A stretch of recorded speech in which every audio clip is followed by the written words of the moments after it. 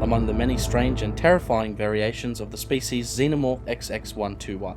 The Xenomorph XX121AB Gore burster is one of the most bizarre, a variant itself of the body burster Xenomorph XX121AB type. The Gore burster was born through various experimentations by the rival governments of the Middle Heavens during the Frontier War. So, in today's datalog, I want to explore exactly where the Gore burster originated, talk about its nature and the explosive effect it had on the frontier. As stated, the Gore burster was a genetically engineered abnormality in the normal plagiarist prepotens life cycle, accidentally produced by a number of black projects across the warring factions of the Middle Heavens in the 2180s. The Gore burster, otherwise known by the catalog designation XX121AB, was artificially produced by both the United Americas within their Project Life Force operations within Star Fort, Nebraska, and a second recorded time by the Union of Progressive Peoples by their Dark Star project on Rodina Station. During 2183, Project Life Force would be successful in creating the xenomorph subspecies known as the XX121AB type.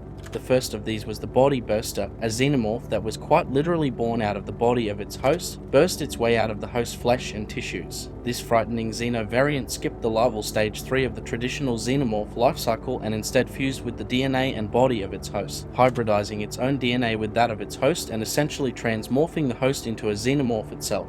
This process showcased a terribly horrific sight as the xenomorph body burster appears to literally rip its way out from under the very skin of the host. This body burster was capable of transmorphing other potential hosts simply by biting them, making it an effective bioweapon to be used on an enemy population. After the fall of Fort Nebraska and the subsequent outbreak of conflict across the Middle Heavens, both Project Life Force and the Dark Star Project attempted to recreate the XX121AB body burster after losing the materials and records during the destruction of the testing facilities. However, through imperfect alteration made to the genome of the specimens of plagiarist prepotens, the Gore burster was born.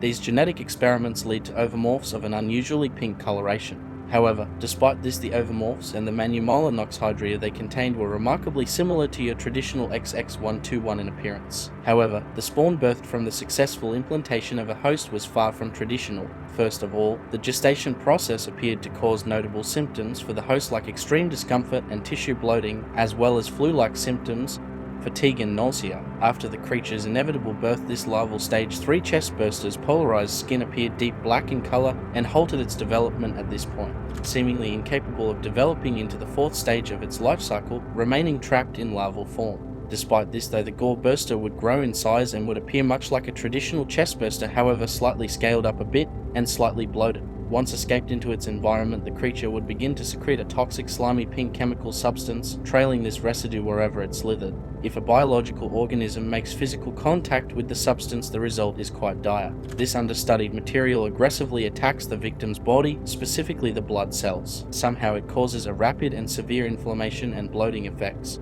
This all dominoes into the host's complete explosion from the tremendous build-up of pressure in their body, explaining the coined name of the Gore burster. This horrific process can take anywhere from seconds to minutes and creates one hell of a mess. The only known way to stop the explosive substance from bringing your end is to sterilize yourself with a round of UV light exposure, generally performed within an auto-dock or med pod. For some yet to be understood reason, the UV light is able to hinder and eventually neutralize the effects of the pink substance. One major advantage you have over the Gore burster is time. While this creature will not appear to age, never progressing to a further stage in its life cycle, the beast can be outlived. The Gore burster will, given a sufficient amount of time, eventually expire from unknown causes. From what data we have been able to procure, that time frame is around a day or so. Trapping the creature and waiting out the clock is likely the most effective survival strategy for yourself, however it might well be the longest day you have ever spent on the frontier. But what was the motivation for wanting this creature to be developed anyway? Well, without knowing exactly what the UA planned on doing with it, the UPP's idea was to develop the creature to be used in targeted assassinations on political rivals both within and outside of their borders.